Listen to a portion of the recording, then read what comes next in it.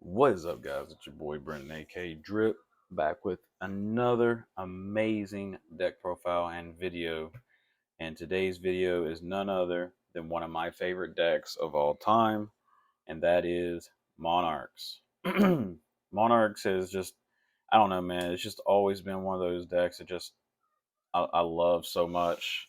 Like, it's one of the decks that I just connected to, and it just reminds me of my childhood. And I don't know. We all got that one card slash deck that we just connect to.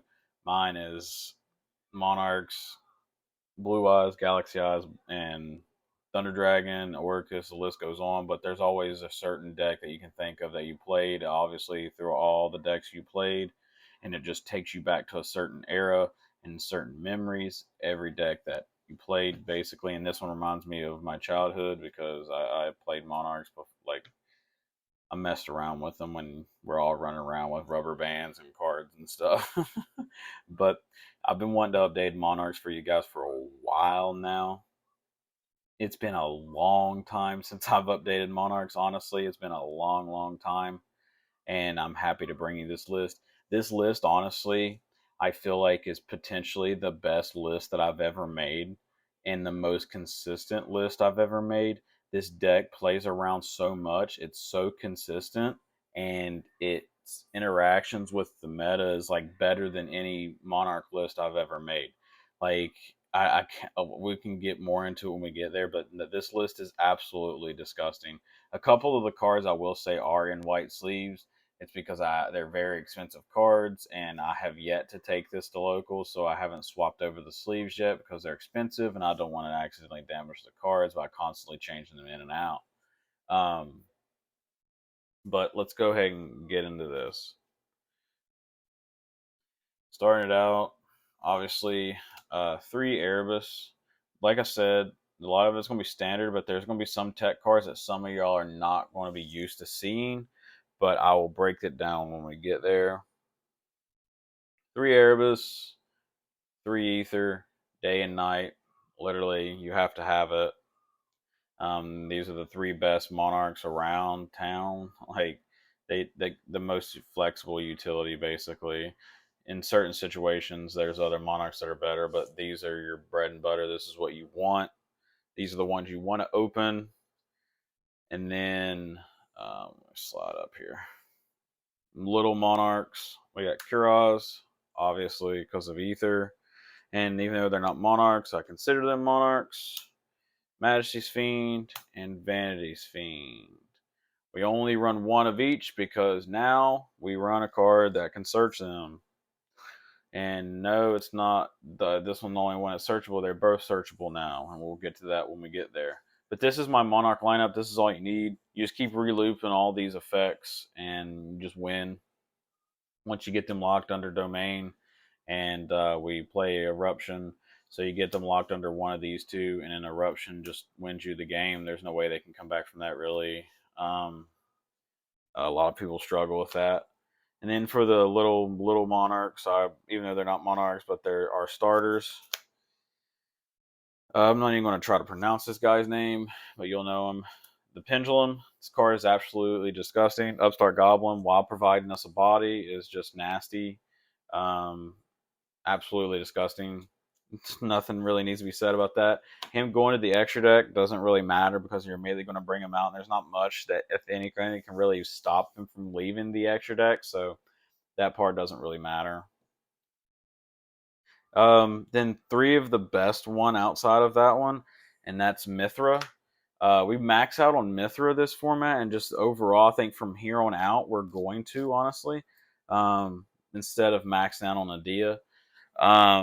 Mithra is overall just a lot better than any of the other ones right now because one, she is an extender slash starter. Two, she activates in hand, so and also gives your opponent a token, which also indirectly makes it to where we don't have to run March of the Monarchs or whatever it is to prevent our stuff from being targeted. So since it activates in hand and then gives your opponent a token, then summons itself, you indirectly can play around imperms when your opponent's going second and stuff like that, which is really, really nice. And it comes up. That part alone really does come up. And then um definitely in the striker matchup, Mithra puts in work because it's giving them a monster in their main monster zone, which is like a really like severe, like can hurt them a lot. And it gives you an additional normal summon if you were to use this for a tribute summon, so you can indirectly get 2 tribute summons off of just resolving Mithra, which is really nice too. So we max out on her. Her utility is just really good in this deck and what she provides. And then the last ones are one Adia and one Adios. 1 and 1. The only reason we even run Adia anymore is because she is still really good. But she's just hand trap bait, and you want to. Only reason you even want to see her is to see her mid to late game, and once you already got yourself somewhat established, because she can recycle your banished like your Monarch spell and traps or whatever, so you can get your pantheisms and stuff back to your hand. Other than that, that's the only reason we even run her. And then this can summon her back. Summon or could have summoned her from deck if you see it too early or something like that. She can also summon this too, which is really nice. So that's the only reason we run 1 and 1.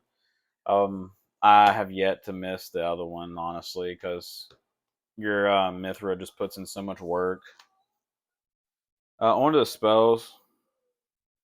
You could have already guessed it. 3 domain. The gorgeous 3 pantheism,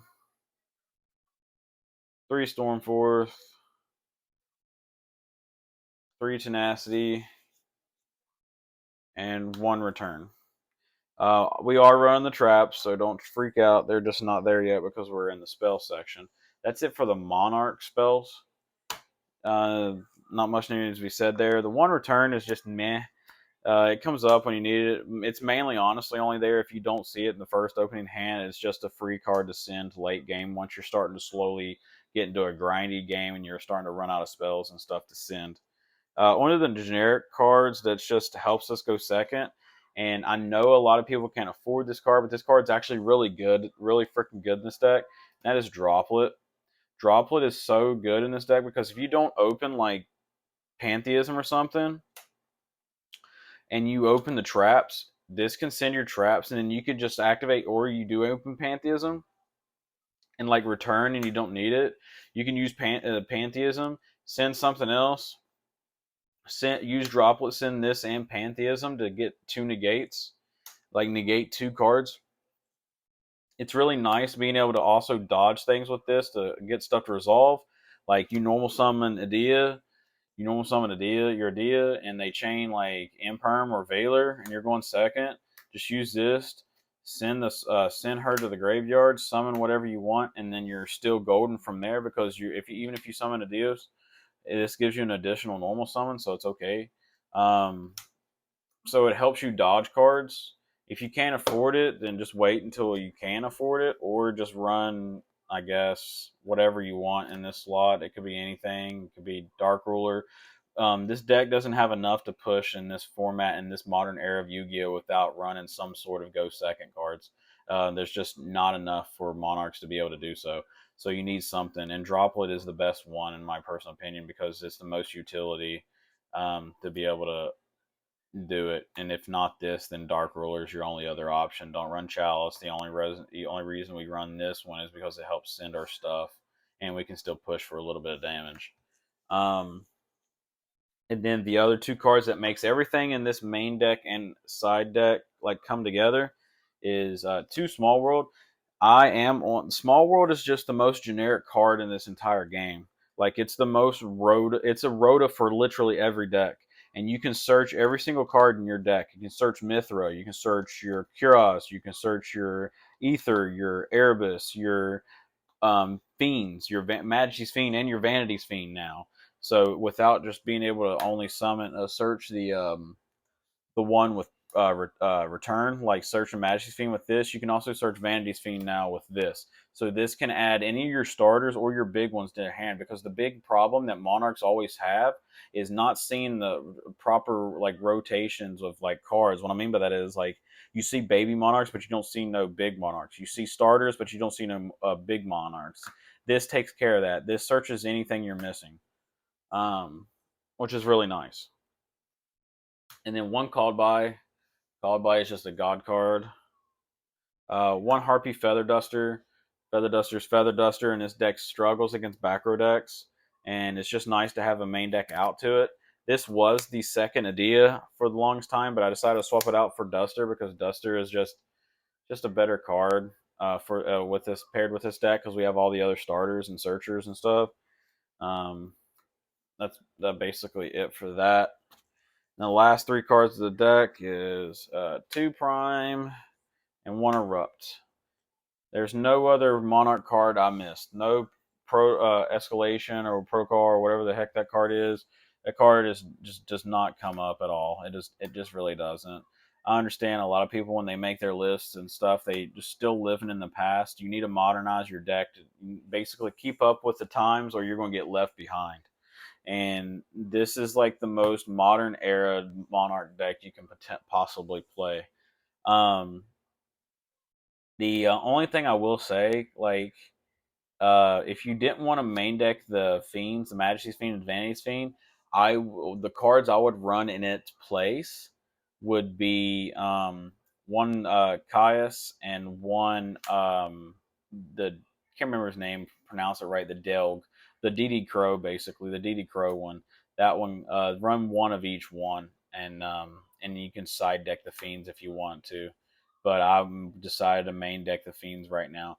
Outside of that, there's nothing else I would like recommend running or stuff like that.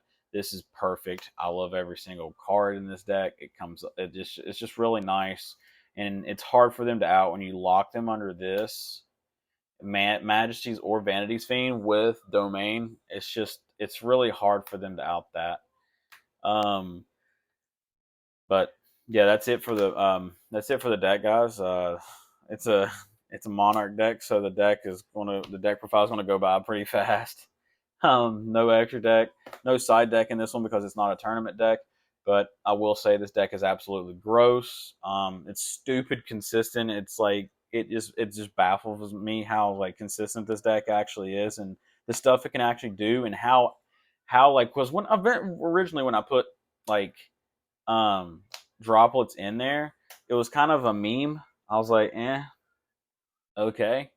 But then when I did it and I started playing and I started seeing how it helps the deck offensively and like defensively too, and actually gives us a way to go second, it's really freaking gross what the deck does. I do sometimes miss talents being in here, but at the moment I don't miss it enough to actually make room for it because I there's nothing I would really even want to cut for it. The only options, like only cards I would even consider potentially cutting would be Idios, and the Squires, basically, and the Duster. Those are the only three flex spots. But even then, like you're kind of cutting yourself like kind of short or whatever. But the talents I do miss. Maybe one day I will eventually find a way to take this list and then simplify it a little bit or something, and then put in the talents, and then it would be completely perfect. But other than that, outside not having the talents, I love every single part of this deck. It's really gross. I advise you to give it a shot in this form, and just completely have fun because I'm telling you this right now, you're going to have fun. You really are. But that being said, guys, I hope you enjoy the video. Please check the description down below for all the ways you can support me, whether it's the Patreon, Discord, or PayPal. All the way as support me and what I do to help me bring great content to you guys. The Patreon has a bunch of cool tiers. You get T-shirts and stuff and other kind of prizes for being part of my Patreon for a significant amount of time. I think it's like 6 months. For the mid tier and high tier, you get a bunch of rewards and you get mentioned in my videos and stuff. And it just really helps me in what I do when it comes to bringing content to you guys. There's a bunch of other cool little perks. You can read them on the tiers if you'd like, if you go check it out down below. But with that being said, guys, I really do hope you have an awesome day, night, morning, evening, whenever you're watching this video. I hope you all are staying safe out there. And it's your boy, Brennan, a.k.a. Drip, signing off. Peace. Good dueling, my guys.